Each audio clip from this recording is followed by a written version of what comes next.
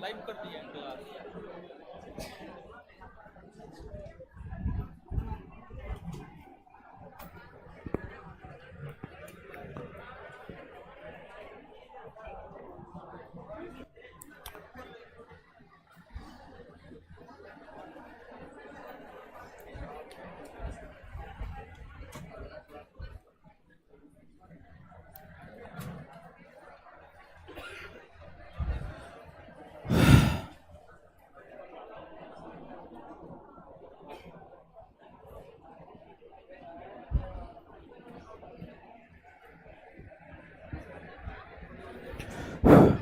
Hello, चलिए, क्या हालचाल है? बढ़िया है। लाइव कहाँ दिखा रहा है जी? है?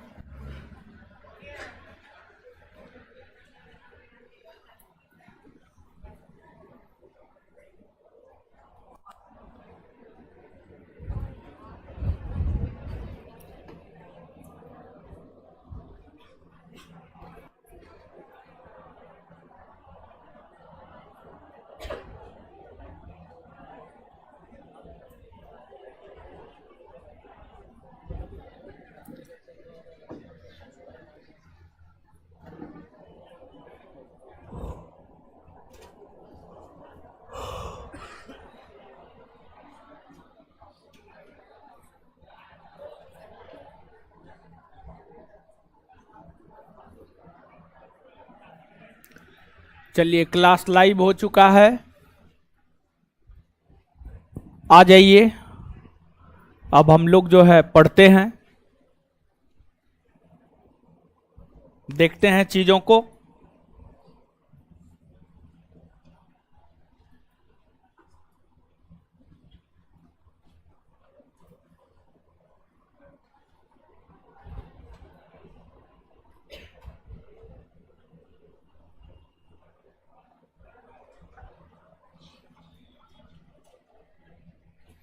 आ जाइए।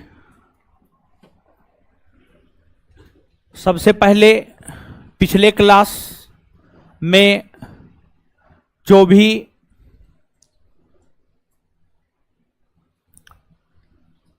बताए थे उसका रिवीजन 1 मिनट में हम लोग कर लेते हैं। और इसके बाद जो है फिर हम लोग आगे बढ़ जाएंगे।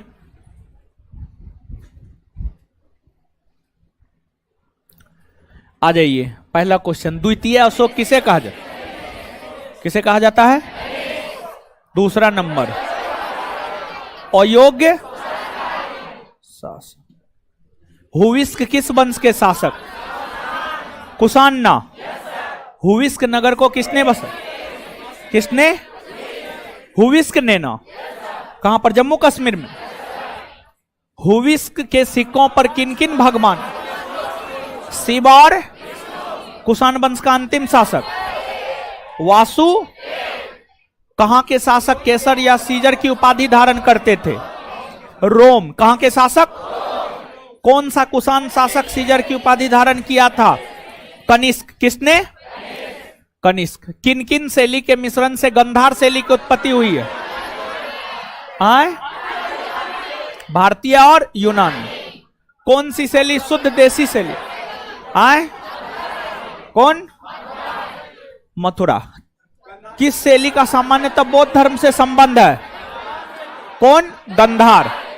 किस शैली के अंतर्गत नीले और कौन शैली? कनिष्क के समय सबसे प्रसिद्ध स्तूप पेशावर। किस शैली के अंतर्गत लाल रंग के पत्थर का प्रयोग? मथुरा शैली। चलिए देखिए, आपको पिछले क्लास में एक बात बताए थे कि जब कुषाणों के शासन की समाप्ति हुई तो कुषाणों के शासन की समाप्ति के बाद, जब कुषाणों के शासन की समाप्ति हुई तो कुषाणों के शासन की समाप्ति के बाद जो है आपको कुषाणों के संबंधी मुरुंडों ने शासन किया और मुरुंडों के अधीन ही जो है गुप्त शासकों ने शासन किया और फिर बाद में जाकर जो है गुप्त शासक शक्तिशाली रूप में उत्तर भारत में शासन करना शुरू कर दिया था। तो कुषाणों के बाद सामान्यतः हमें गुप्त वंश के विषय में जानना होता है, गुप्तों को पढ़ना होता है, लेकिन जो है कुछ छोटा राजवंश है, वाकाटक वंश सब है, तो सोचे यहां पर पढ़ा दे, फिर लगा कि ना गुप्त एक बड़ा है तो इस बड़े साम्राज्य को पहले पढ़ लेते हैं और इसके बाद जो उत्तर भारत में छोटे छोटे राजवंश है उन सभी को एक साथ हम लोग पढ़ लेंगे, उन सभी को एक साथ पढ़ लेंगे। तो आज का जो हमारा टॉपिक है वह आपको गुप्त काल है। आज का जो हमारा टॉपिक अब होगा, अगला चैप्टर जो हम लोगों का अब होगा वह गुप्त काल होगा। तो अब आप नीचे से हेडिंग मारिए गुप्त काल। गुप्त काल।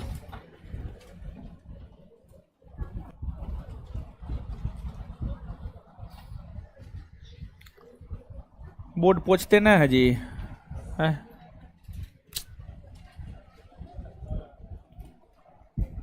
गुप्त काल। गुप्त काल।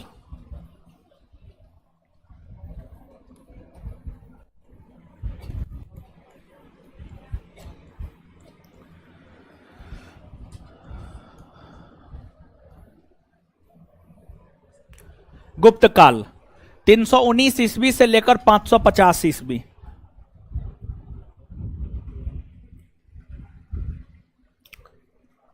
तीन सौ उन्नीस ईस्वी से लेकर 550 ईस्वी। 319 ईस्वी से लेकर 550 ईस्वी। अब इसको हम लोग जो है समझते हैं, गुप्त काल को समझते हैं। देखिए जो गुप्त शासक हैं, गुप्त शासक के विषय में कहा जाता है कि गुप्त शासक जो है कुषाणों के सामंत थे, कुषाणों के सामंत थे तथा वैश्य जाति से आते थे। गुप्त शासक जो है कुषाणों के सामंत थे और ये जो है आपको वैश्य जाति से आते थे। गुप्त शासकों की अगर बात की जाए तो गुप्त शासकों का शासन 319 ईस्वी से पहले भी रहा है और 550 ईस्वी के बाद भी रहा है। गुप्त शासकों का जो शासन है वह 319 ईस्वी से पहले भी रहा है और 550 ईस्वी के बाद भी रहा है, 550 ईस्वी के बाद भी रहा है। लेकिन शक्तिशाली तौर पर गुप्त शासक इस अवधि के दौरान ही शासन किया है। शक्तिशाली तौर पर गुप्त शासक जो है इस अवधि के दौरान ही शासन किया है। यही कारण है कि मुख्यतः इस कालखंड को ही जो है गुप्त काल कहा जाता है। मुख्यतः इस कालखंड को ही जो है गुप्त काल कहा जाता है। अब जिस प्रकार से भारतीय इतिहास या प्राचीन भारतीय इतिहास को जानने के 3 स्रोत हैं, एक पुरातात्विक स्रोत, दूसरा साहित्यिक स्रोत और तीसरा विदेशी यात्रियों का विवरण।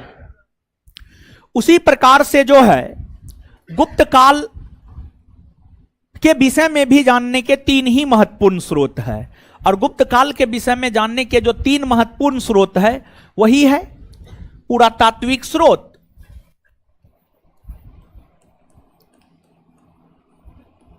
पुरातात्विक स्रोत, पुरातात्विक स्रोत के बाद जो है आपको साहित्यिक स्रोत, और साहित्यिक स्रोत के बाद जो है आपको विदेशी यात्रियों का विवरण,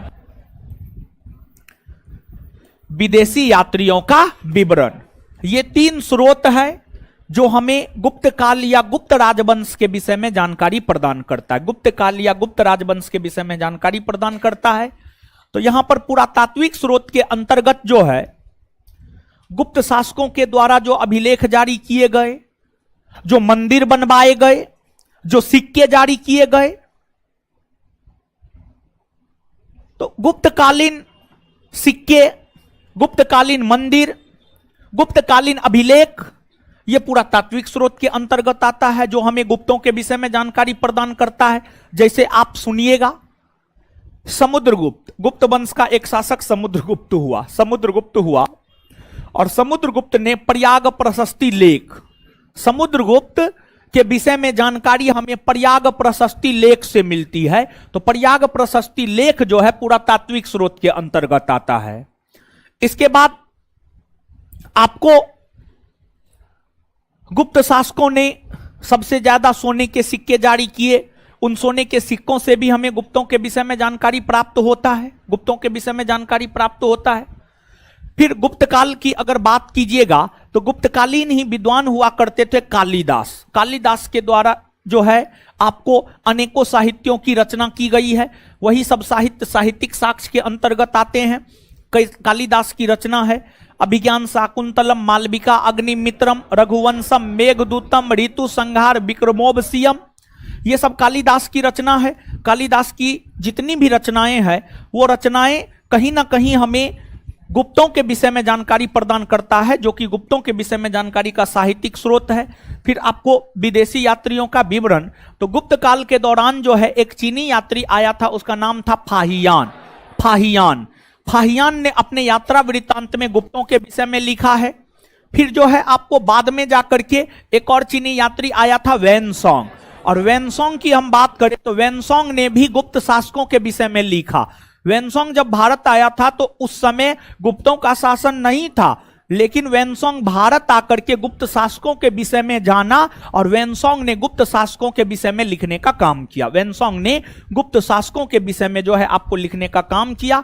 तो ये तो जानकारी के स्रोत है, इसकी चर्चा जो है हम आपको शुरू में ही कर चुके हैं, लेकिन फिर भी थोड़ा सा जानकारी जो है हमने आपको दे दिया है। अब देखिएगा, जो गुप्त वंश के शासक थे, गुप्त वंश के शासकों को जब आप देखेंगे तो आपको यह पता चलेगा कि जो गुप्त शासक थे, गुप्त शासकों ने शासन करना शुरू किया बिहार और उत्तर प्रदेश के क्षेत्र से। बिहार और उत्तर प्रदेश के क्षेत्र से गुप्त शासकों ने शासन करना शुरू किया और धीरे धीरे गुप्त शासकों का शासन जो है उत्तर में कश्मीर से लेकर दक्षिण में मालवा, मध्य प्रदेश तक, पूरब में बंगाल से लेकर पश्चिम में राजस्थान, गुजरात तक जो है गुप्तों का शासन हुआ करता था। गुप्तों का शासन हुआ करता था। पूरे उत्तर भारत में तो गुप्त वंश के शासकों का शासन था ही, उत्तर भारत के साथ साथ जो है दक्षिण भारत में भी गुप्तों का शासन हुआ करता था।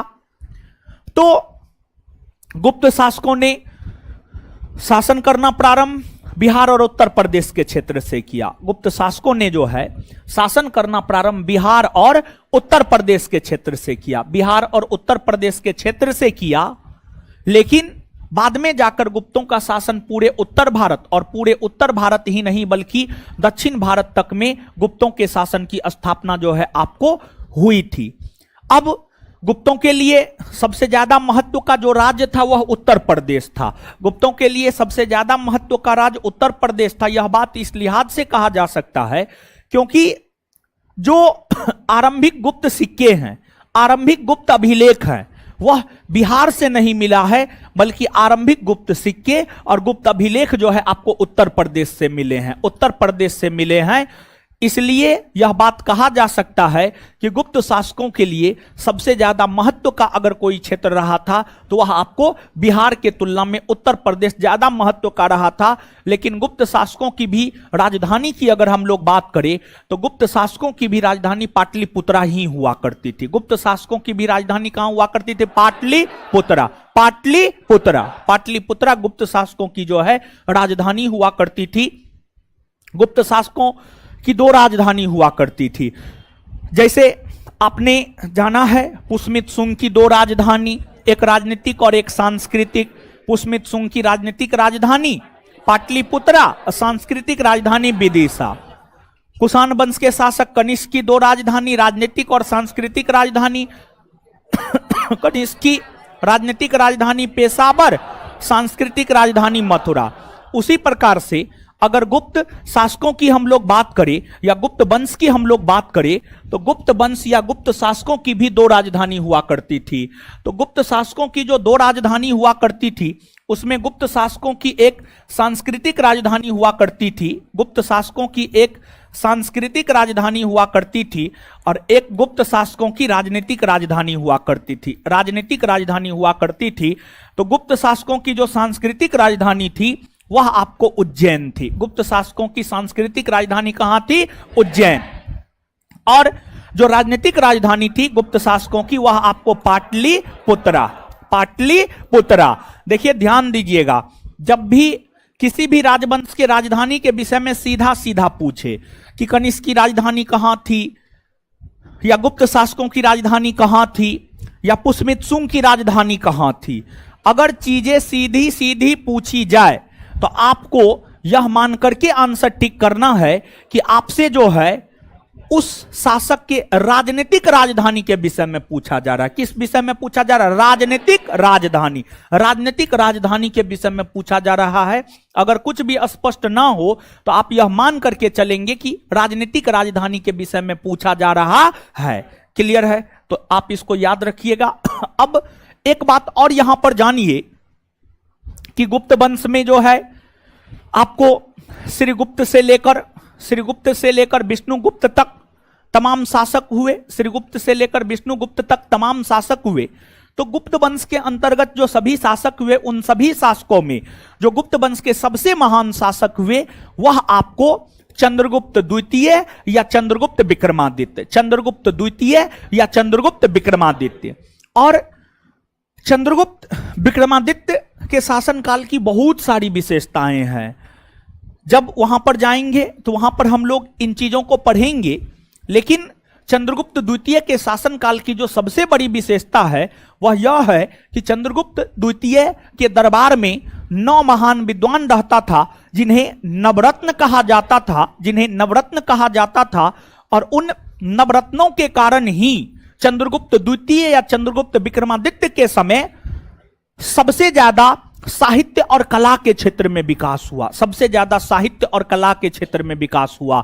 और पूरे प्राचीन भारतीय इतिहास के अंतर्गत जो है आप हर्यक वंश से लेकर के वर्धन वंश तक, हर्यक वंश से लेकर के वर्धन वंश तक जो तमाम राजवंशों को आप पढ़ते हैं, इन सभी राजवंशों में जिस कालखंड में सबसे ज्यादा साहित्य और कला का विकास हुआ है वह कालखंड है गुप्त काल, वह कालखंड है गुप्त काल। गुप्त काल के अंतर्गत सबसे ज्यादा साहित्य और कला का विकास हुआ है। और गुप्त काल के अंतर्गत सबसे ज्यादा साहित्य और कला का विकास हुआ है, यही कारण है कि गुप्त काल को स्वर्णकाल कहा जाता है, यही कारण है कि गुप्त काल को स्वर्णकाल कहा जाता है। पूरे प्राचीन भारतीय इतिहास के अंतर्गत गुप्त काल को ही स्वर्णकाल कहा जाता है। और गुप्त काल को ही स्वर्णकाल इसलिए कहा जाता है क्योंकि सबसे ज्यादा साहित्य और कला के क्षेत्र में विकास गुप्त काल में ही हुए थे। और गुप्त काल में साहित्य और कला के क्षेत्र में विकास का जो सबसे प्रमुख कारण था वह चंद्रगुप्त द्वितीय के दरबार में रहने वाले नवरत्न, चंद्रगुप्त द्वितीय के दरबार में रहने वाले नवरत्न। अब चंद्रगुप्त द्वितीय के दरबार में जो नवरत्न रहता था वो नवरत्न जो है उज्जैन के दरबार में रहा करता था, उज्जैन के दरबार में रहा करता था। यानी गुप्त शासकों की सांस्कृतिक राजधानी उज्जैन हुआ करती थी, उज्जैन में ही नवरत्न रहा करता था, 9 महान विद्वान रहा करता था। नवरत्न यानी 9 महान विद्वान। 9 महान विद्वान कौन थे? जब चंद्रगुप्त द्वितीय या विक्रमादित्य हम लोग पढ़ेंगे तो वहां पर जो है इस बात की चर्चा हम आपके साथ करेंगे। लेकिन यहां पर अब कुछ चीजों को आप नीचे से नोट डाउन कीजिएगा।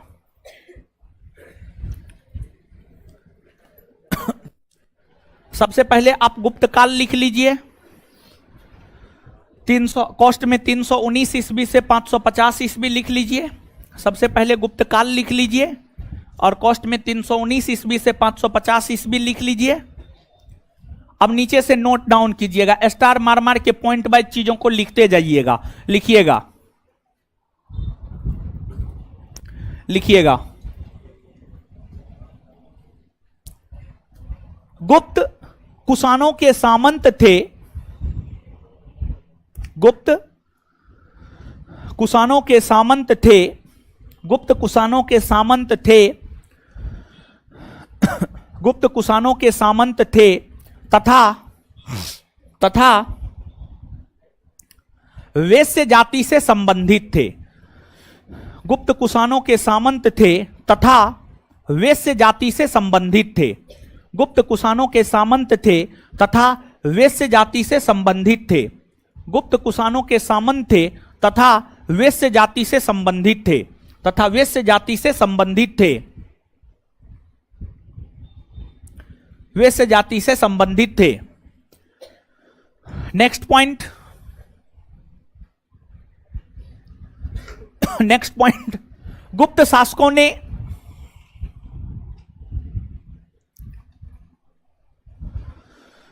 गुप्त शासकों ने बिहार और उत्तर प्रदेश,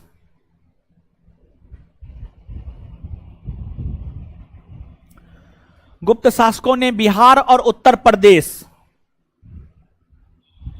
के क्षेत्र में, गुप्त शासकों ने बिहार और उत्तर प्रदेश के क्षेत्र से, गुप्त शासकों ने बिहार और उत्तर प्रदेश के क्षेत्र से शासन करना प्रारंभ किया,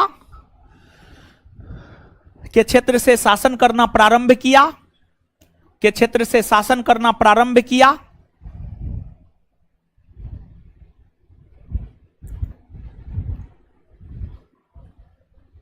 के क्षेत्र से शासन करना प्रारंभ किया, शासन करना प्रारंभ किया, शासन करना प्रारंभ किया,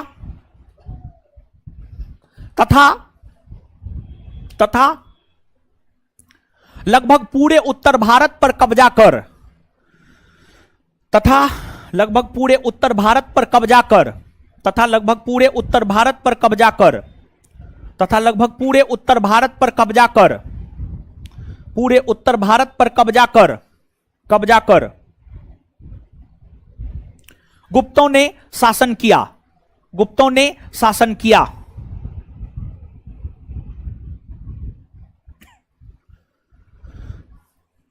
गुप्तों ने शासन किया। उसी में या नेक्स्ट पॉइंट में, नेक्स्ट पॉइंट में अगला पॉइंट, गुप्त शासकों के लिए, गुप्त शासकों के लिए, गुप्त शासकों के लिए बिहार के तुलना में उत्तर प्रदेश,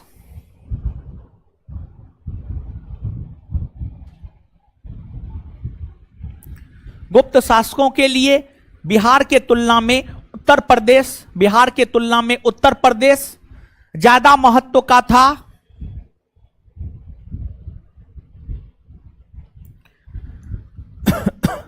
बिहार के तुलना में उत्तर प्रदेश ज्यादा महत्व का था क्योंकि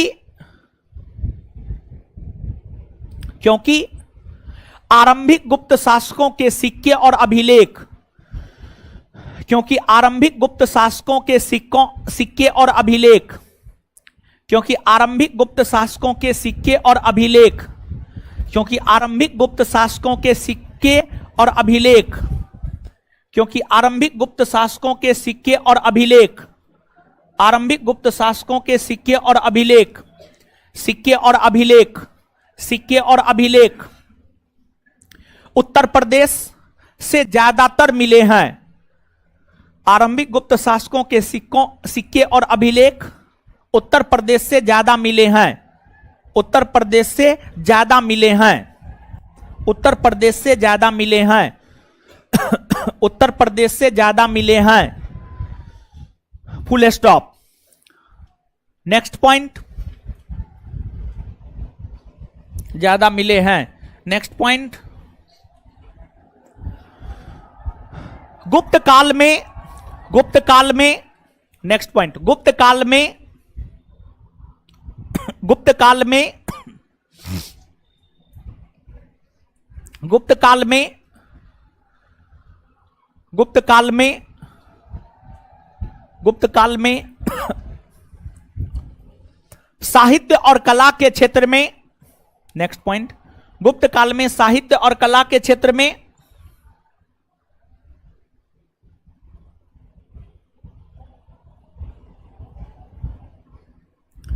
गुप्त काल में साहित्य और कला के क्षेत्र में सबसे ज्यादा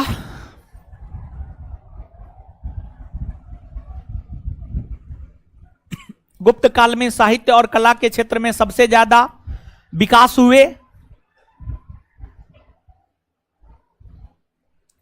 विकास हुए, जिस कारण गुप्त काल को स्वर्णकाल कहा जाता है, जिस कारण गुप्त काल को स्वर्णकाल कहा जाता है, जिस कारण गुप्त काल को स्वर्णकाल कहा जाता है, जिस कारण गुप्त काल को स्वर्णकाल कहा जाता है, जिस कारण गुप्त काल को स्वर्णकाल कहा जाता है, गुप्त काल को स्वर्णकाल कहा जाता है, स्वर्णकाल कहा जाता है। नेक्स्ट पॉइंट, गुप्त शासकों की, गुप्त शासकों की दो राजधानी हुआ करती थी,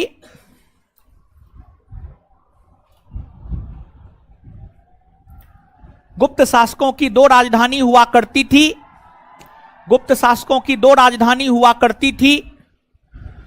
फुल स्टॉप, फुल स्टॉप।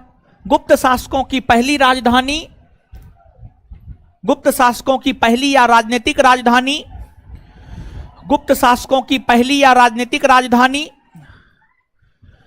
गुप्त शासकों की पहली या राजनीतिक राजधानी, गुप्त शासकों की पहली या राजनीतिक राजधानी पाटलिपुत्रा, गुप्त शासकों की पहली या राजनीतिक राजधानी पाटलिपुत्रा,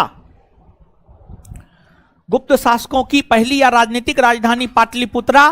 तो वहीं तो वहीं तो वहीं तो वहीं तो वहीं गुप्त शासकों की दूसरी और सांस्कृतिक राजधानी, तो वहीं गुप्त शासकों की सांस्कृतिक और दूसरी राजधानी, तो वहीं गुप्त शासकों की दूसरी और सांस्कृतिक राजधानी, तो वहीं गुप्त शासकों की दूसरी और सांस्कृतिक राजधानी, तो वहीं गुप्त शासकों की दूसरी और सांस्कृतिक राजधानी, तो वहीं गुप्त शासकों की दूसरी और सांस्कृतिक राजधानी उज्जैन हुआ करती थी, उज्जैन हुआ करती थी, उज्जैन हुआ करती थी। उज्जैन को उज्जैन को उसी में उज्जैन को गुप्त शासकों की राजधानी बनाने का श्रेय, उज्जैन को गुप्त शासकों की राजधानी बनाने का श्रेय, उज्जैन को गुप्त शासकों की राजधानी बनाने का श्रेय, उज्जैन को गुप्त शासकों की राजधानी बनाने का श्रेय, उज्जैन को गुप्त शासकों की राजधानी बनाने का श्रेय, उज्जैन को गुप्त शासकों की राजधानी बनाने का श्रेय, राजधानी बनाने का श्रेय उज्जैन को गुप्त शासकों की राजधानी बनाने का श्रेय चंद्रगुप्त द्वितीय को जाता है। चंद्रगुप्त द्वितीय को जाता है। उज्जैन को गुप्त शासकों की राजधानी बनाने का श्रेय चंद्रगुप्त द्वितीय को जाता है।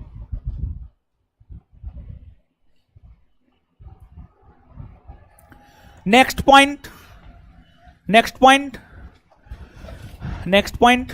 चंद्रगुप्त द्वितीय के दरबार में रहने वाले नवरत्न, चंद्रगुप्त द्वितीय के दरबार में रहने वाले नवरत्न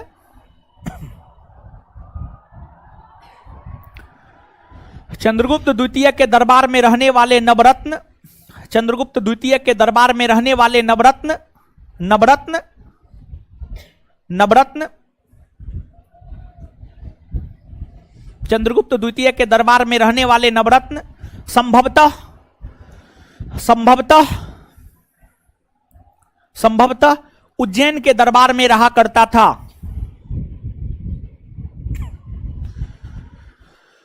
संभवतः उज्जैन के दरबार में रहा करता था। संभवतः उज्जैन के दरबार में रहा करता था। संभवतः उज्जैन के दरबार में रहा करता था। अब देखिए, जितना बताए हैं 1 मिनट में पढ़िए, इतना याद कर लेंगे फिर आगे बढ़ेंगे, ठीक है। जितना बताएं उसको 1 मिनट में पढ़िए, अब फिर याद करवाएंगे तो बोल करके याद करना है। बोल करके याद कीजिएगा, याद जल्दी होता है।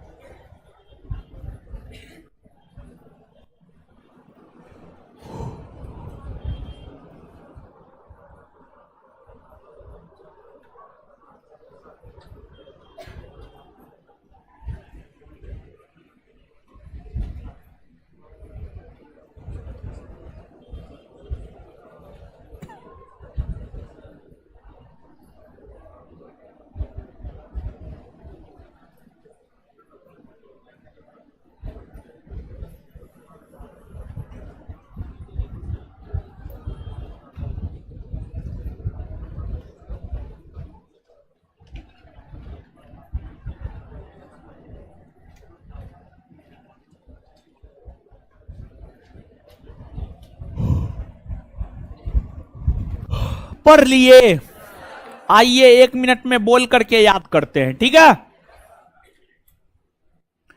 गुप्त किसके सामंत थे हो? किसके सामंत? गुप्त किसके सामंत थे? किस जाति से आते थे? किस जाति से? कब से कब के कालखंड को गुप्त काल? कब से कब? 319 से। अच्छा, गुप्त शासकों ने सर्वप्रथम कहां शासन करना प्रारंभ? बिहार और गुप्तों के लिए बिहार ज्यादा महत्व का था या उत्तर प्रदेश? कौन? गुप्त शासकों की कितनी राजधानी? 2 ना जी। गुप्त शासकों की कितनी राजधानी?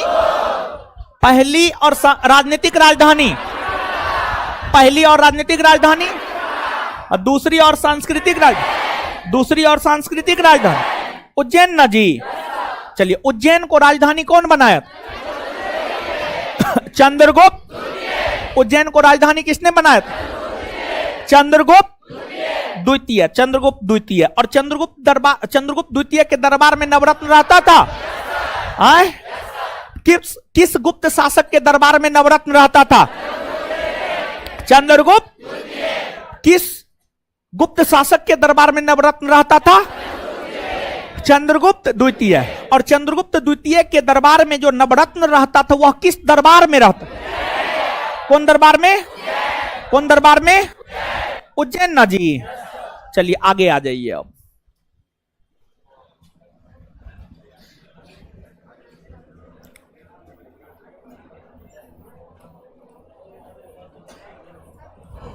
चलिए, अब ध्यान से सुनिएगा, सुनिए। गुप्त वंश के विषय में कहा जाता है कि गुप्त वंश की स्थापना श्री गुप्त ने किया। गुप्त वंश के विषय में कहा जाता है कि इस वंश की स्थापना जो है आपको श्री गुप्त ने किया। श्री गुप्त इस वंश की स्थापना किया और इस वंश की स्थापना श्रीगुप्त के विषय में कहा जाता है 240 ईस्वी में किया, और 240 ईस्वी से लेकर के 280 ईस्वी तक जो है आपको श्रीगुप्त का शासन रहा। और श्रीगुप्त का जब 280 ईस्वी में निधन हो गया, तो श्रीगुप्त के निधन होने के बाद श्रीगुप्त का उत्तराधिकारी उसका पुत्र बना। उसका पुत्र घटोत्कच था। उसका पुत्र घटोत्कच था। घटोत्कच था। और घटोत्कच की हम बात करें तो घटोत्कच जो है 280 ईस्वी से लेकर के 319 ईस्वी तक गद्दी पर रहा। 280 ईस्वी से लेकर 319 ईस्वी तक 319 ईस्वी तक गद्दी पर रहा। घटोत्कच का 319 ईस्वी में निधन हो गया। घटोत्कच के 319 ईस्वी में निधन होने के बाद घटोत्कच का उत्तराधिकारी उसका पुत्र चंद्रगुप्त प्रथम बना। घटोत्कच का उत्तराधिकारी उसका पुत्र चंद्रगुप्त प्रथम बना। और जो चंद्रगुप्त प्रथम है, चंद्रगुप्त प्रथम का शासन है 319 ईस्वी से लेकर के 334 ईस्वी। चंद्रगुप्त प्रथम का शासन है 319 ईस्वी से लेकर के 334 ईस्वी। अब देखिएगा, जो श्रीगुप्त और घटोत्कच है, श्रीगुप्त और घटोत्कच की हम लोग बात करें तो जो श्रीगुप्त और घटोत्कच है, इन दोनों ने महाराज की उपाधि धारण की। इन दोनों ने महाराज की उपाधि धारण की। वहीं अगर चंद्रगुप्त प्रथम की हम लोग बात करें तो चंद्रगुप्त प्रथम ने महाराजा धीराज की उपाधि धारण की। महाराजा धीराज, महाराजा धीराज की उपाधि धारण की। महाराजा धीराज की उपाधि धारण की। देखिए, जो महाराज है, महाराज सामंत की उपाधि है। जो महाराज है, अगर महाराज की हम बात करें तो महाराज जो है आपको सामंत की उपाधि है। किसकी उपाधि है? सामंत। सामंत जो है किसी भी राजा के अधीन जो अधिकारी होते थे ना, प्राचीन काल में सामान्यतः उसी को सामंत कहा जाता था। किसी भी राजा के अधीन जो अधिकारी होते थे, सामान्यतः प्राचीन काल में उसी को सामंत कहा जाता था। तो महाराज की उपाधि जो श्रीगुप्त और घटोत्कच ने धारण किया है, महाराज की उपाधि सामान्य तौर पर सामंत ही धारण किया करता था। अर्थात श्रीगुप्त और घटोत्कच की हम लोग बात करें तो ये सामंत हुआ करते थे। अब प्रश्न ये उठता है, ये किसके सामंत हुआ करते थे? तो ये मुरुंड के सामंत हुआ करते थे। किसके सामंत हुआ करते थे? मुरुंड। और मुरुंड कौन थे? तो मुरुंड कुषाणों के संबंधी थे। कुषाणों के संबंधी थे। इसलिए हमने आपको लिखवाया है कि जो है गुप्त शासक कुषाणों के सामंत थे। कुषाणों के सामंत थे। वही अगर बात महाराजा धीराज की उपाधि की जाए तो जो महाराजा धीराज की उपाधि है, महाराजा धीराज की उपाधि स्वतंत्र शासक धारण करता है। स्वतंत्र शासक, जो स्वतंत्र होता है वही शासक जो है आपको महाराजा धीराज की उपाधि धारण करता है। वही शासक जो है आपको महाराजा धीराज की उपाधि धारण करता है। और चंद्रगुप्त प्रथम गुप्त वंश के प्रथम शासक हुए जिन्होंने महाराजा धीराज की उपाधि धारण की, जो इस बात की ओर संकेत करता है कि गुप्त वंश के प्रथम स्वतंत्र शासक चंद्रगुप्त प्रथम हुए। चंद्रगुप्त प्रथम हुए।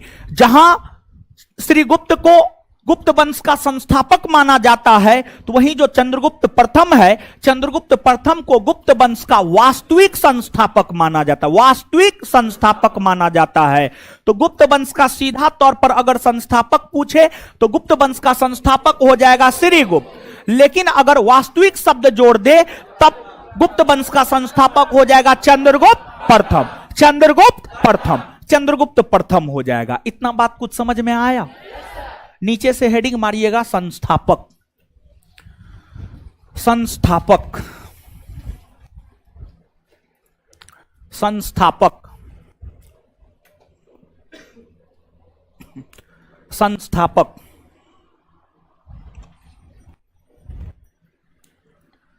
गुप्त वंश की स्थापना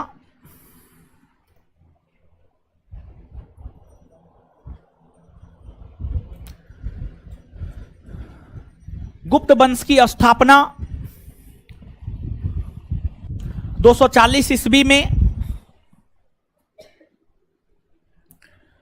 गुप्त वंश की स्थापना 240 ईस्वी में, गुप्त वंश की स्थापना 240 ईस्वी में, 240 ईस्वी में गुप्त वंश की स्थापना 240 ईस्वी में श्रीगुप्त ने किया। श्रीगुप्त ने किया। श्रीगुप्त ने किया। Full stop. श्रीगुप्त का शासन 240 ईस्वी से लेकर 280 ईस्वी तक रहा है। श्रीगुप्त का शासन 240 ईस्वी से लेकर 280 ईस्वी तक रहा है। श्रीगुप्त का शासन 240 ईस्वी से लेकर 280 ईस्वी तक रहा है।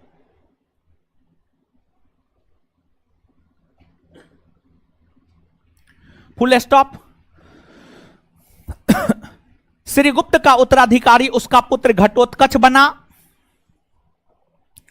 श्रीगुप्त का उत्तराधिकारी उसका पुत्र घटोत्कच बना। श्रीगुप्त का उत्तराधिकारी उसका पुत्र घटोत्कच बना। श्रीगुप्त का उत्तराधिकारी उसका पुत्र घटोत्कच बना। श्रीगुप्त का उत्तराधिकारी उसका पुत्र घटोत्कच बना।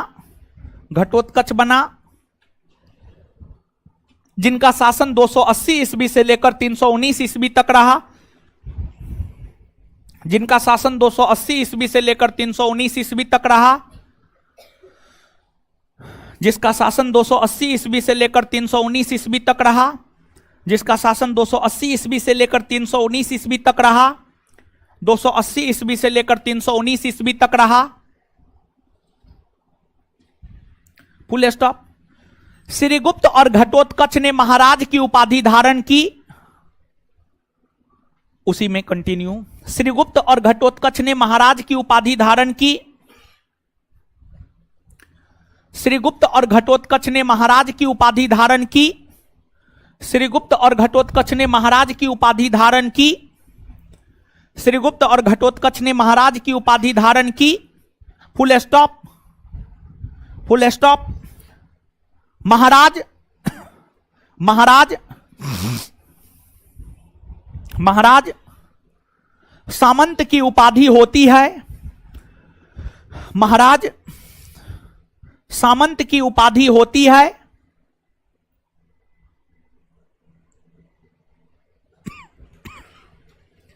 यह उपाधि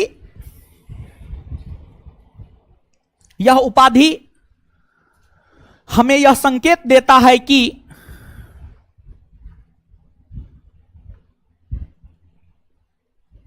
यह उपाधि हमें यह संकेत देता है कि यह उपाधि हमें यह संकेत देता है कि यह उपाधि हमें यह संकेत देता है कि यह उपाधि हमें यह संकेत देता है कि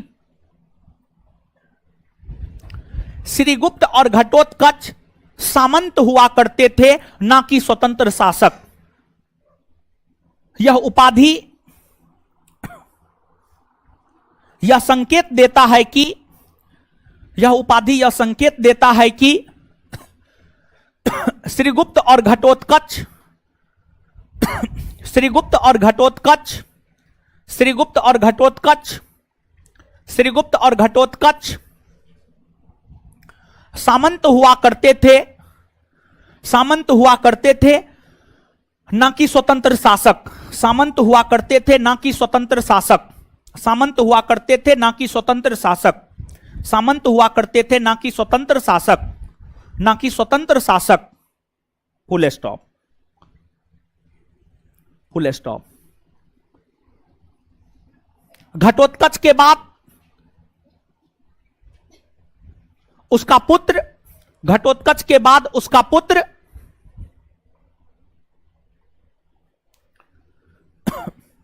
घटोत्कच के बाद उसका पुत्र घटोत्कच के बाद उसका पुत्र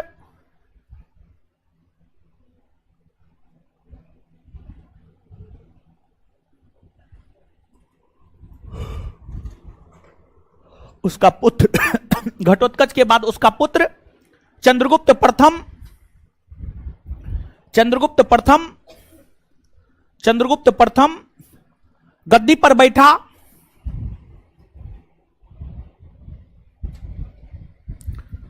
चंद्रगुप्त प्रथम गद्दी पर बैठा। चंद्रगुप्त प्रथम गद्दी पर बैठा। Full stop. चंद्रगुप्त प्रथम गुप्त वंश के प्रथम शासक हुए। चंद्रगुप्त प्रथम गुप्त वंश के प्रथम शासक हुए। चंद्रगुप्त प्रथम गुप्त वंश के प्रथम शासक हुए। चंद्रगुप्त प्रथम गुप्त वंश के प्रथम शासक हुए। चंद्रगुप्त प्रथम गुप्त वंश के प्रथम शासक हुए। चंद्रगुप्त प्रथम गुप्त वंश के प्रथम शासक हुए जिन्होंने महाराजा धीराज की उपाधि धारण की, जिन्होंने महाराजा धीराज की उपाधि धारण की, जिन्होंने महाराजा धीराज की उपाधि धारण की।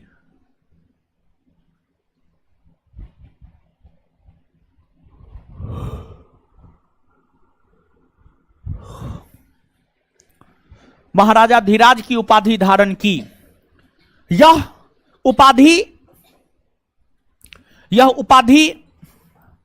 उपाधि कोई स्वतंत्र शासक ही धारण कर सकता है। यह उपाधि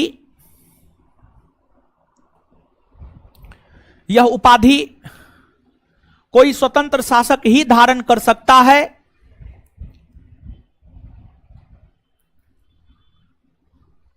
यह उपाधि कोई स्वतंत्र शासक ही धारण कर सकता है। इसलिए चंद्रगुप्त प्रथम को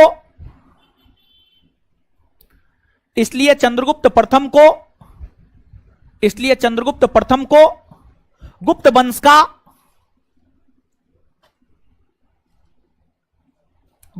का प्रथम स्वतंत्र शासक,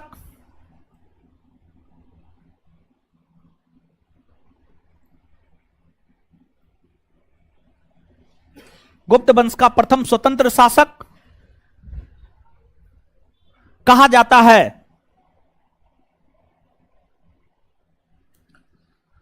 इतना ही नहीं बल्कि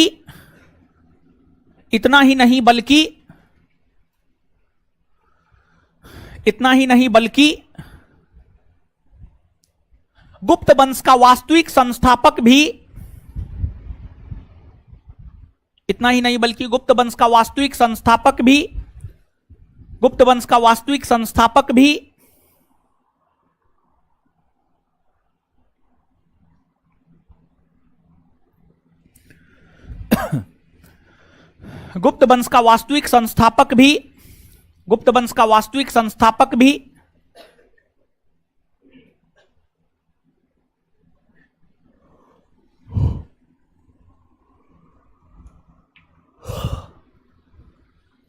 चंद्रगुप्त प्रथम को माना जाता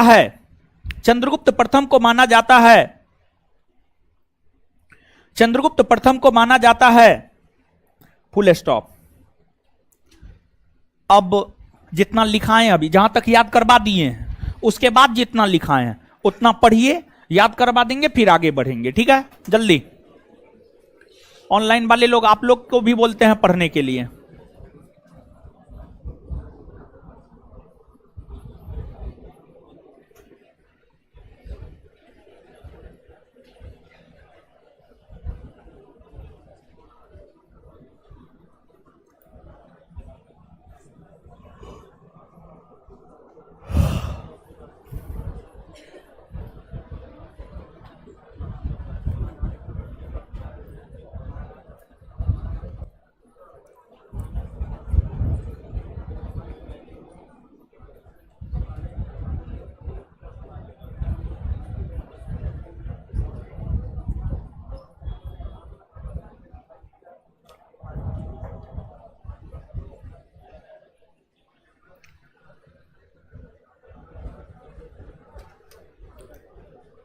पढ़ लिए?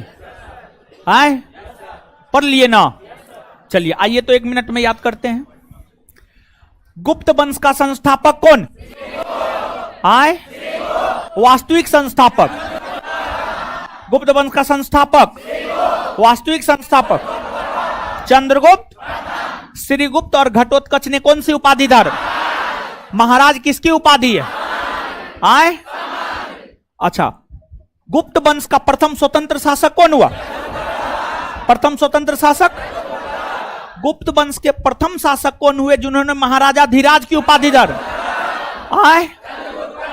महाराजा धीराज की उपाधि स्वतंत्र शासक न धारण करता है, स्वतंत्र शासक न धारण करता है। इतना बात क्लियर है? चलिए अब इसके बाद देखिए, ध्यान दीजिएगा।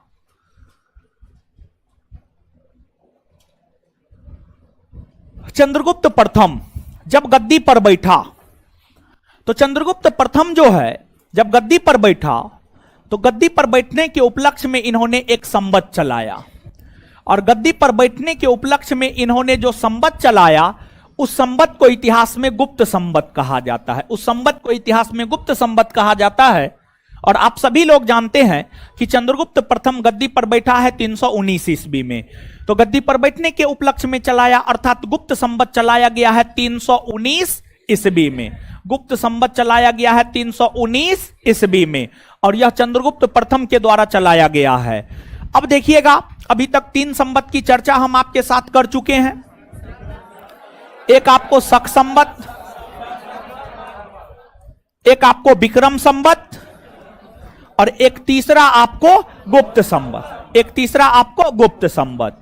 तो जब इन दोनों की चर्चा किए हैं तो इन दोनों के बीच कितने वर्षों का अंतर है यह भी बात हम आपको बता दिए। 135 वर्षों का अंतर है ना जी, 135 वर्षों का अंतर है ना।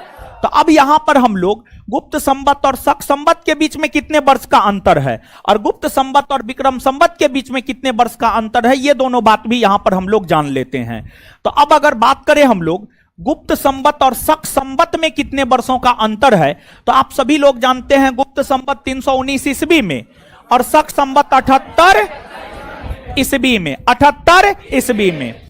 अब दोनों के बीच अंतर निकालना है कि दोनों के बीच कितने वर्षों का अंतर है। तो इसके लिए हमको क्या करना होगा, 319 में से 78 को घटाना होगा। 319 में से 78 को घटाना होगा, घटाना होगा। 9 में से 8 जाएगा 1, 11 में से 7 जाएगा 4, 2, 241 वर्ष। गुप्त संवत और शक संवत के बीच में अंतर है 241 वर्ष का। अब इसके बाद गुप्त संवत और विक्रम संवत में अंतर कितने का है, तो आप सभी लोग जानते हैं विक्रम संवत 57 ईस्वी पूर्व, 57 ईस्वी पूर्व, और कुछ स्रोत में 58 ईस्वी पूर्व भी ना जी।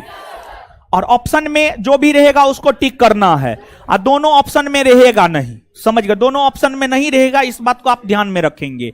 अब गुप्त संवत और विक्रम संवत के बीच अंतर निकालना है, तो इसमें क्या करना हो, जोड़ना या घटाना, जोड़ना ना होगा जी, जोड़ना होगा। तो गुप्त संवत 319 ईस्वी और विक्रम संवत 57 ईस्वी, तो 9 7 16, 5 1 6 1 7, 376 वर्ष। 300, अच्छा यहां पर जोड़ दिए, यहां पर घटा दिए, ऐसा का है,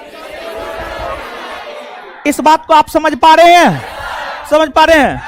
तो हमको नहीं ना समझाना, तो यहां तक पहले चीजों को लिखिए। सबसे पहले हेडिंग मारिए चंद्रगुप्त प्रथम, चंद्रगुप्त प्रथम। सबसे पहले आप हेडिंग मारेंगे चंद्रगुप्त प्रथम, चंद्रगुप्त प्रथम। कॉस्ट में 319 ईस्वी से लेकर 334 ईस्वी। हेडिंग मारेंगे चंद्रगुप्त प्रथम और कॉस्ट में 319 ईस्वी से लेकर 334 ईस्वी।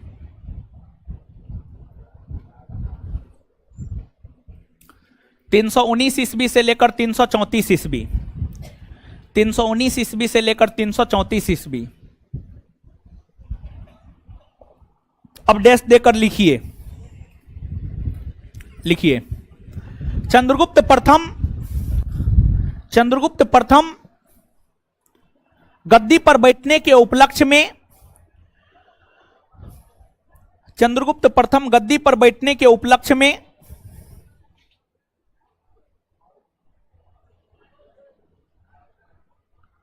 चंद्रगुप्त प्रथम गद्दी पर बैठने के उपलक्ष्य में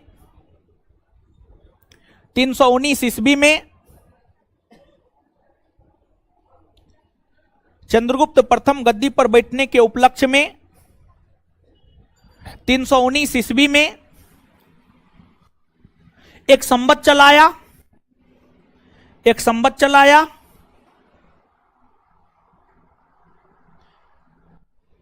एक संवत चलाया जिसे गुप्त संवत कहा जाता है, जिसे गुप्त संवत कहा जाता है।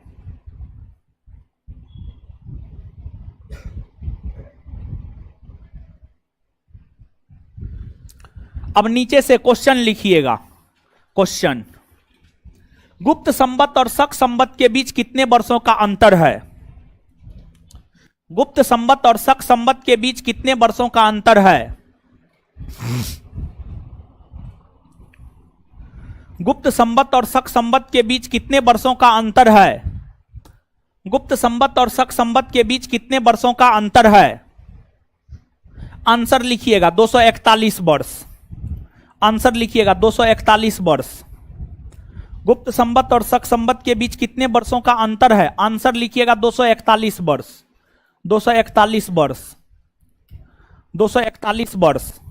241 वर्ष। ठीक है, अब अगला क्वेश्चन लिखिएगा। गुप्त संवत और विक्रम संवत के बीच कितने वर्षों का अंतर है? अगला क्वेश्चन लिखिएगा। गुप्त संवत और विक्रम संवत के बीच कितने वर्षों का अंतर है? गुप्त संवत और विक्रम संवत के बीच कितने वर्षों का अंतर है?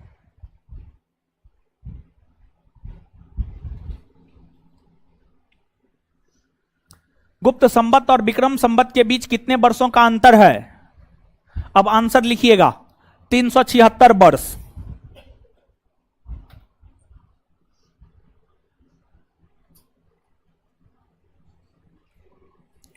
376 वर्ष। अब आगे आइएगा, चंद्रगुप्त प्रथम। तो चंद्रगुप्त प्रथम की अगर हम लोग बात करें तो जो चंद्रगुप्त प्रथम है इसके विषय में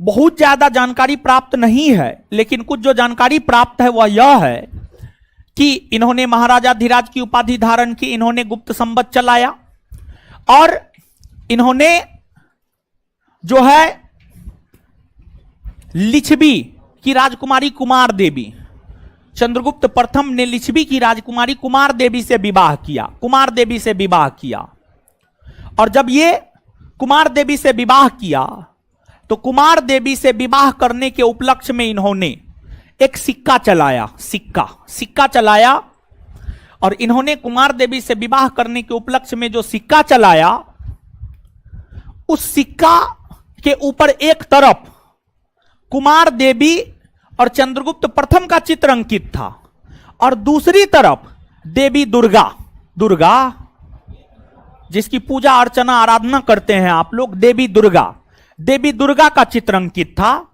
जिस वजह से उस सिक्का को राजा रानी प्रकार का सिक्का कहा गया। और राजा रानी प्रकार का सिक्का इसलिए कहा गया क्योंकि उस पर राजा और रानी का चित्र अंकित था। और फिर उस सिक्का को देवी दुर्गा प्रकार का सिक्का भी कहा गया और उस सिक्का को देवी दुर्गा प्रकार का सिक्का इसलिए कहा गया क्योंकि उस सिक्के के एक तरफ जो है देवी दुर्गा का चित्र अंकित था। इसके बाद शासन प्रशासन करते हुए चंद्रगुप्त प्रथम का निधन 334 ईस्वी में हो गया और जब 334 ईस्वी में शासन प्रशासन करते हुए चंद्रगुप्त प्रथम का निधन हो गया तो चंद्रगुप्त प्रथम के निधन होने के बाद चंद्रगुप्त प्रथम का उत्तराधिकारी उसका पुत्र समुद्रगुप्त बना। चंद्रगुप्त प्रथम का उत्तराधिकारी उसका पुत्र समुद्रगुप्त बना और समुद्रगुप्त के विषय में कहा जाता है कि इनका शासन 335 ईस्वी से लेकर के 380 ईस्वी तक रहा है।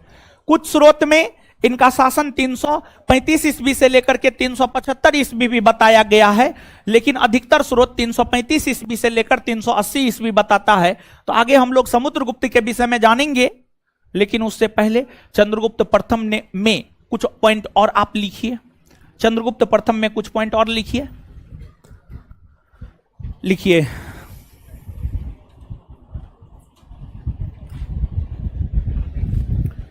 चंद्रगुप्त प्रथम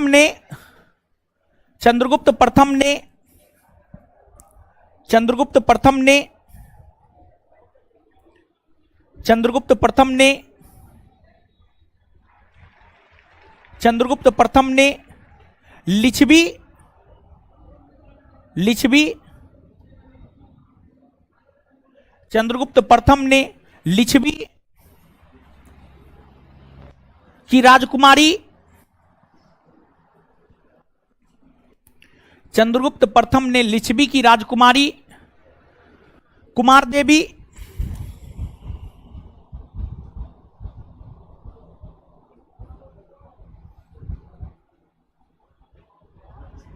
चंद्रगुप्त प्रथम ने लिच्छवी की राजकुमारी कुमार देवी चंद्रगुप्त प्रथम ने लिच्छवी की राजकुमारी कुमार देवी से विवाह किया।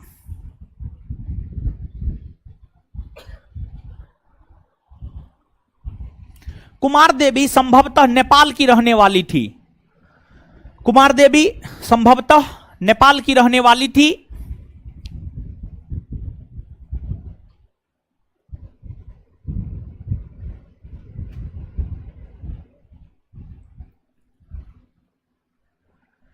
इस विवाह के उपलक्ष्य में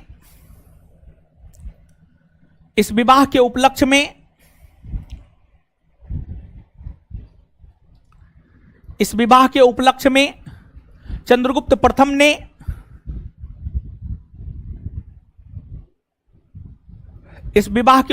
चंद्रगुप्त प्रथम ने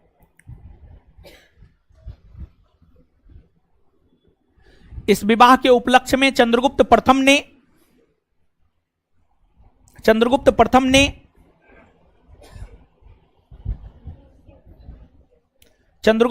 ने सिक्का चलाया। चंद्रगुप्त प्रथम ने सिक्का चलाया।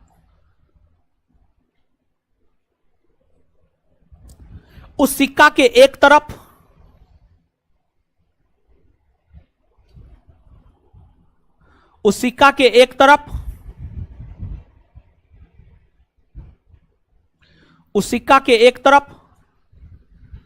चंद्रगुप्त प्रथम और कुमार देवी का चित्र अंकित था। उस सिक्का के एक तरफ चंद्रगुप्त प्रथम और कुमार देवी का चित्र अंकित था। चंद्रगुप्त प्रथम और कुमार देवी का चित्र अंकित था।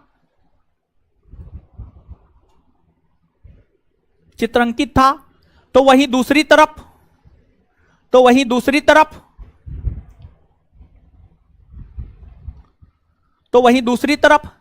देवी दुर्गा का चित्र अंकित था। तो वहीं दूसरी तरफ देवी दुर्गा का चित्र अंकित था। तो वहीं दूसरी तरफ देवी दुर्गा का चित्र अंकित था। तो वहीं दूसरी तरफ देवी दुर्गा का चित्र अंकित था।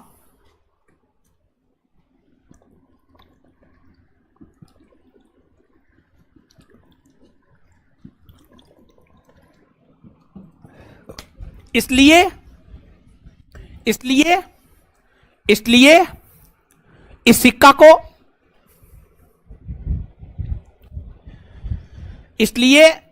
इस सिक्का को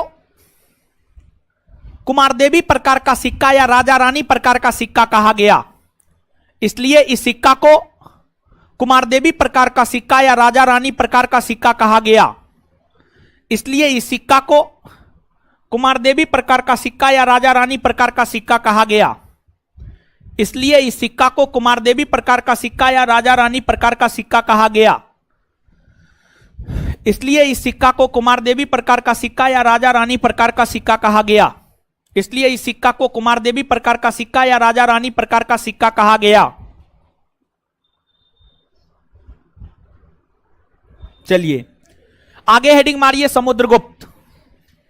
समुद्रगुप्त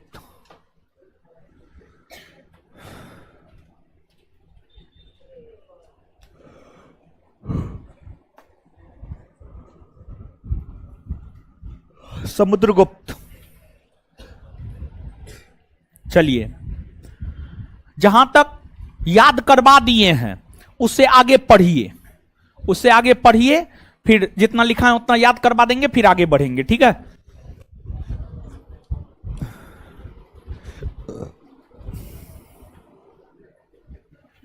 पढ़िए जल्दी पढ़िए। बतियाने नहीं बोले हैं, पढ़ने बोले हैं। बतिया करके ठिठिया रहे हैं। हाय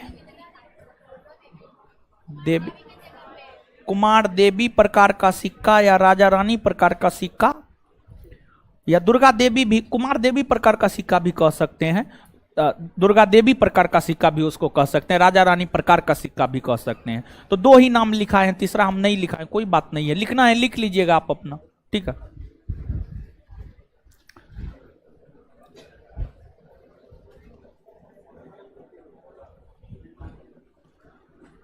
चलिए पढ़ लिए, पढ़ लिए, आए पढ़ लिए ना। 1 मिनट में आइए इसको याद कर लेते हैं। गुप्त संवत कब चला है हो? गुप्त संवत किसने चलाया? किसने चलाया है? गुप्त संवत और शक संवत के बीच कितने वर्षों का? 200। गुप्त संवत और शक संवत के बीच कितने वर्षों का अंतर? गुप्त संवत और विक्रम संवत के बीच आए।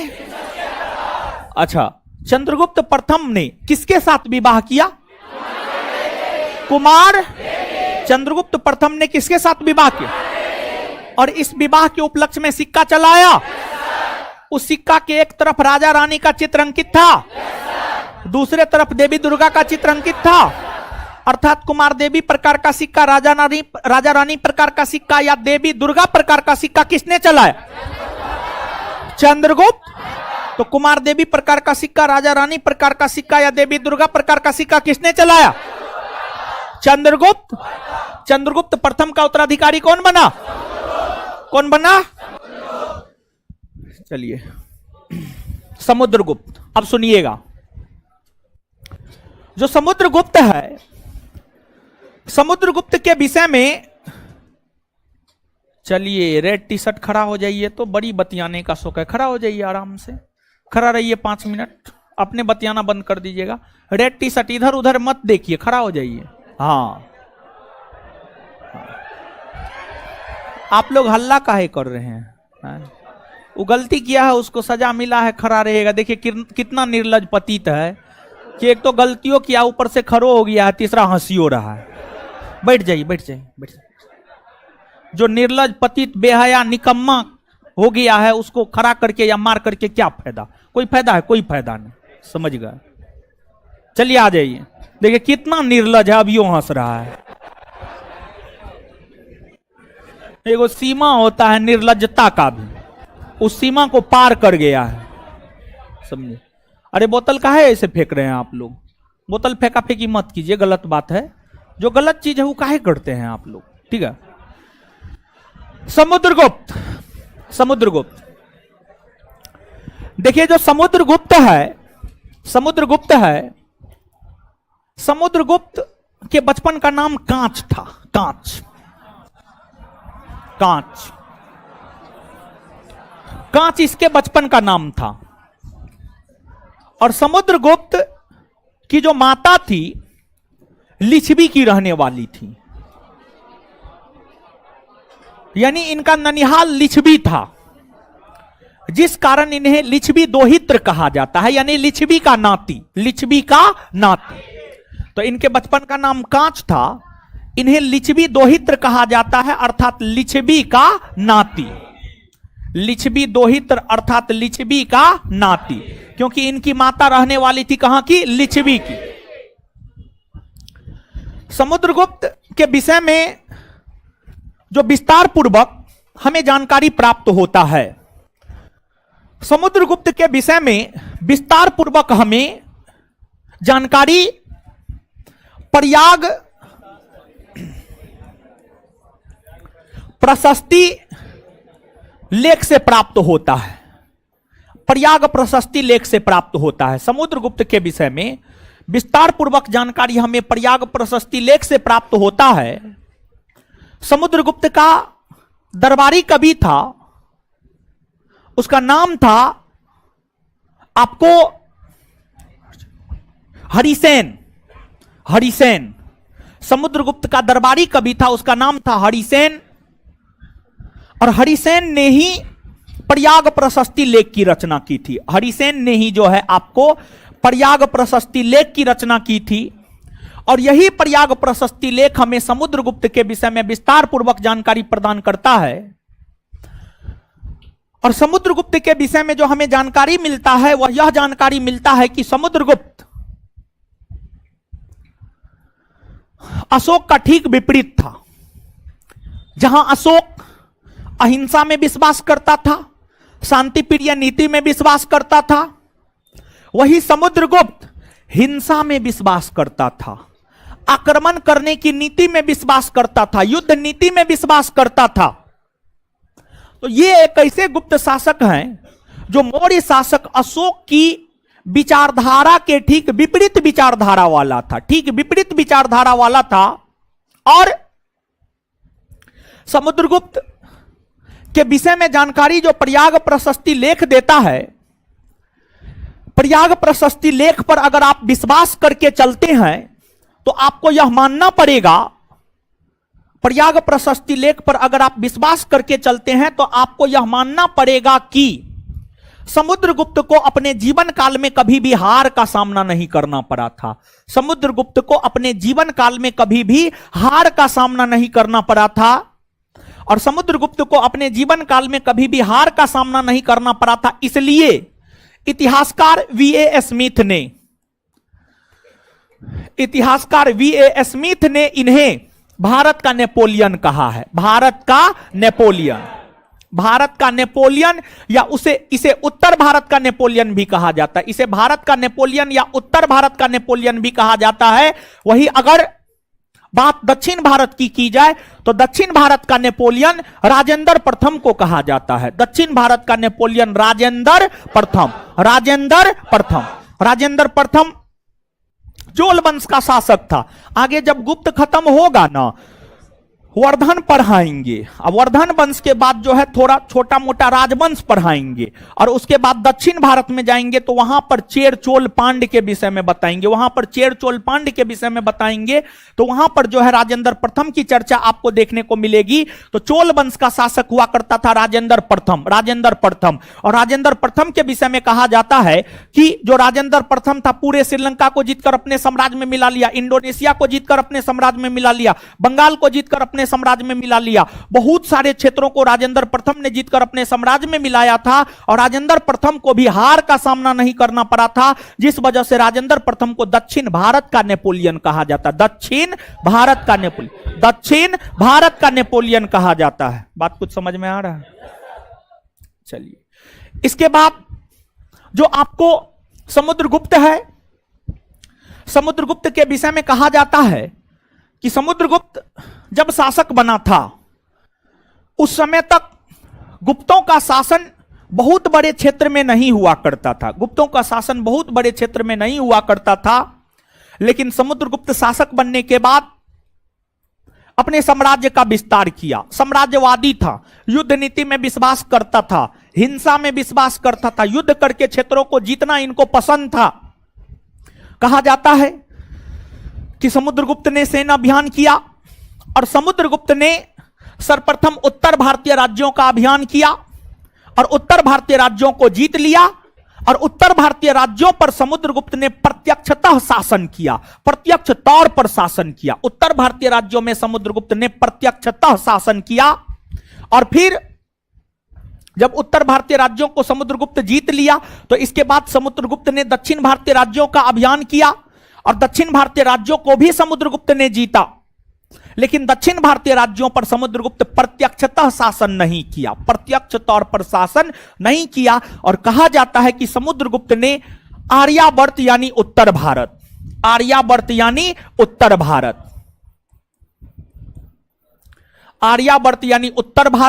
उत्तर भारत के 9 राज्य और दक्षिणावर्त यानी दक्षिण भारत के 12 राज्य को जीतकर अपने साम्राज्य में मिलाया था। आर्यावर्त के 9 राज्य, उत्तर भारत के 9 राज्य, दक्षिणावर्त यानी दक्षिण भारत के 12 राज्य को जीत करके समुद्रगुप्त ने अपने साम्राज्य में मिलाया था। इसके आगे देखेंगे, लेकिन उससे पहले चीजों को लिखिए।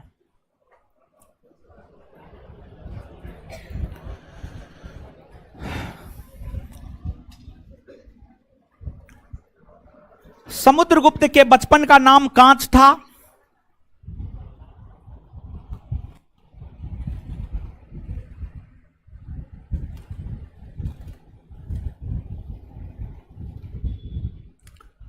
समुद्रगुप्त के बचपन का नाम कांच था, बोर्ड पे लिखा हुआ है, कांच था। इनकी माता लिच्छवी की रहने वाली थी।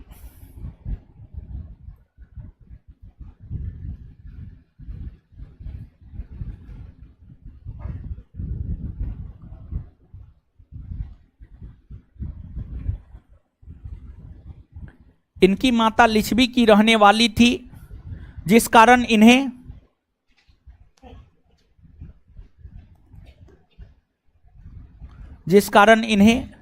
लिच्छवी दोहित्र अर्थात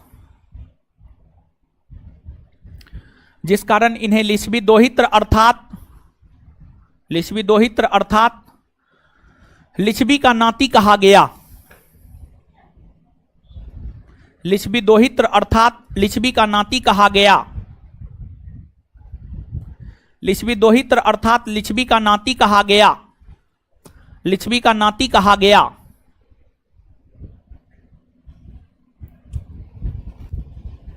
फुल स्टॉप। समुद्रगुप्त के विषय में विस्तार पूर्वक जानकारी हमें समुद्रगुप्त के विषय में विस्तार पूर्वक जानकारी हमें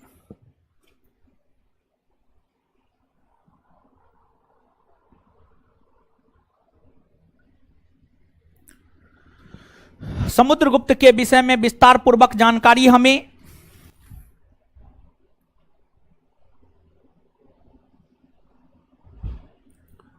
प्रयाग प्रशस्ति लेख से मिलती है। समुद्रगुप्त के विषय में विस्तार पूर्वक जानकारी हमें प्रयाग प्रशस्ति लेख से मिलती है।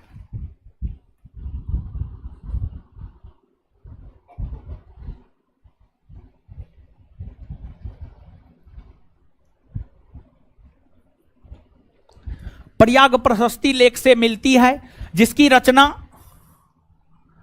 रचना उसके राजकवि हरिसेन ने किया है। जिसकी रचना उसके राजकवि हरिसेन ने किया है।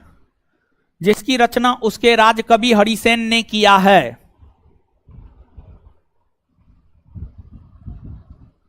उसके राजकवि हरिसेन ने किया है।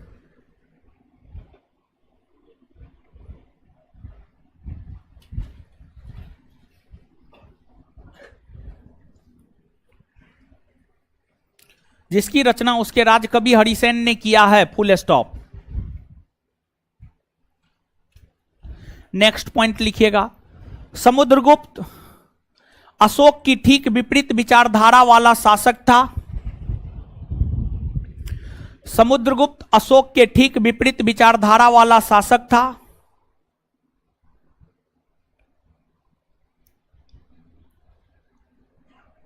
समुद्रगुप्त अशोक के ठीक विपरीत विचारधारा वाला शासक था।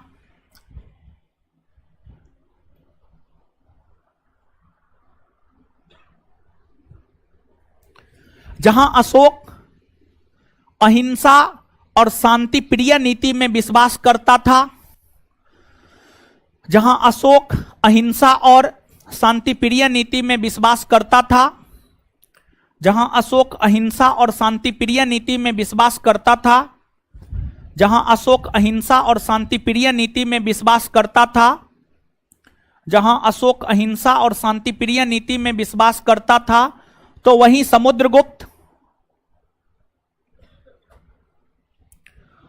समुद्रगुप्त हिंसा और युद्ध नीति में विश्वास करता था। तो वहीं समुद्रगुप्त हिंसा और युद्ध नीति में विश्वास करता था। तो वहीं समुद्रगुप्त हिंसा और युद्ध नीति में विश्वास करता था।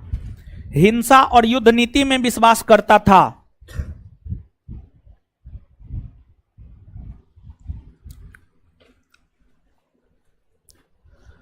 नीचे से अगर हम प्रयाग प्रशस्ति लेख पर विश्वास करें तो अगर हम प्रयाग प्रशस्ति लेख पर विश्वास करें तो नेक्स्ट पॉइंट, अगर हम प्रयाग प्रशस्ति लेख पर विश्वास करें तो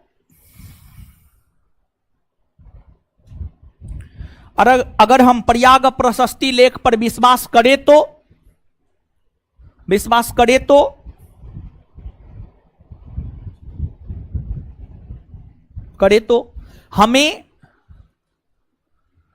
हमें यह जानकारी मिलती है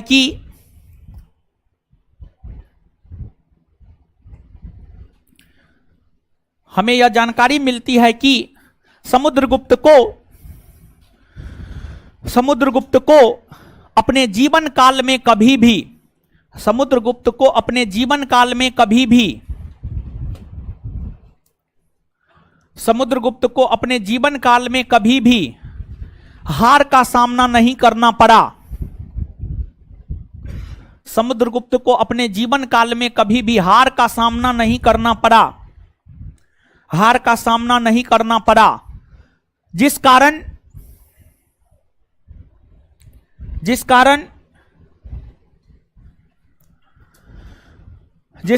इतिहासकार वीए स्मिथ ने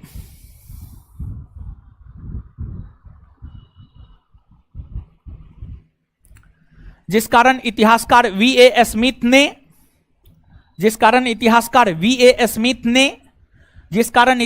वीए स्मिथ ने समुद्रगुप्त को भारत का नेपोलियन कहा। समुद्रगुप्त को भारत का नेपोलियन कहा। जिस कारण इतिहासकार वीए स्मिथ ने समुद्रगुप्त को भारत का नेपोलियन कहा। जिस कारण इतिहासकार वीए स्मिथ ने समुद्रगुप्त को भारत का नेपोलियन कहा। नीचे से स्टार मार के लिखिएगा। दक्षिण भारत का नेपोलियन चोल वंश के शासक राजेंद्र प्रथम को कहा जाता है। दक्षिण भारत का नेपोलियन, नीचे से स्टार मार के लिखिएगा। दक्षिण भारत का नेपोलियन चोल वंश के शासक राजेंद्र प्रथम को कहा जाता है।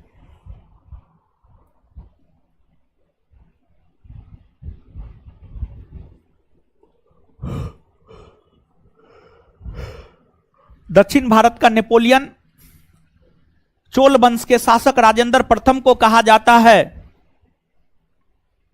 आगे, समुद्रगुप्त ने आर्यावर्त अर्थात उत्तर भारत, नेक्स्ट पॉइंट, समुद्रगुप्त ने आर्यावर्त अर्थात उत्तर भारत,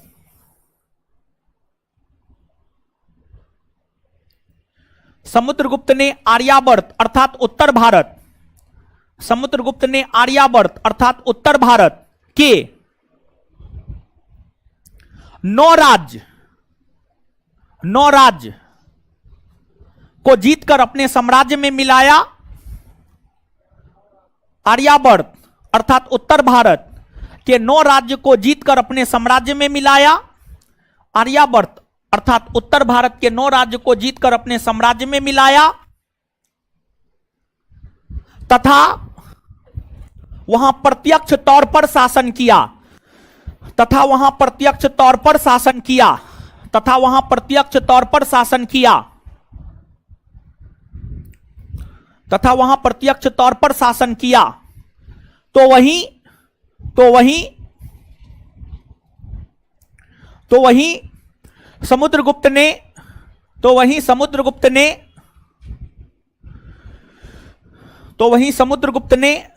दक्षिणावर्त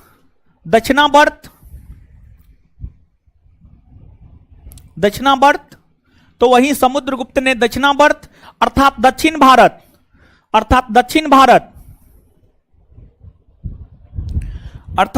भारत के 12 राज्यों को जीतकर अर्थात दक्षिण भारत के 12 राज्यों को जीतकर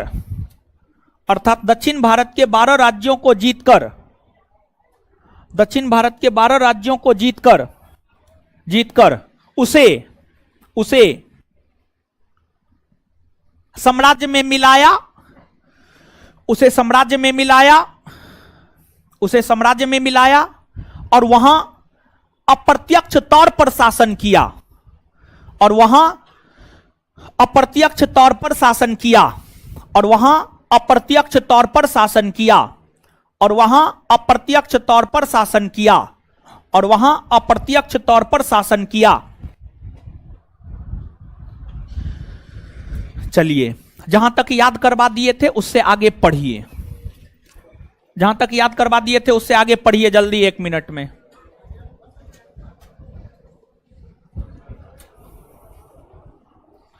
पढ़िए जल्दी।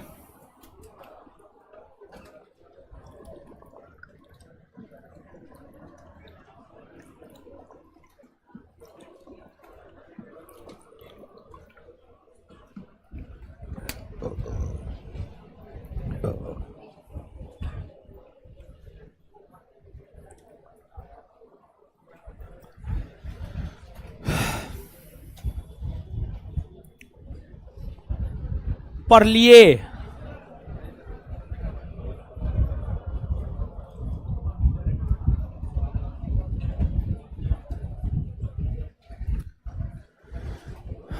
पढ़ लिए गुरुजी लोग, आ जाइए। चंद्रगुप्त प्रथम का उत्तराधिकारी कौन बना? समुद्रगुप्त के बचपन का नाम। लिच्छवी दोहित्र किसे कहा जाता? लिच्छवी दोहित्र किसे कहा जाता? समुद्रगुप्त के विषय में विस्तार पूर्वक जानकारी कहां से प्राप्त होती है? प्रयाग प्रशस्ति लेख के रचयिता, समुद्रगुप्त का दरबारी कवि। समुद्रगुप्त किस मौर्य शासक के ठीक विपरीत विचारधारा है? अशोक का ठीक विपरीत विचारधारा वाला गुप्त वंश का शासक।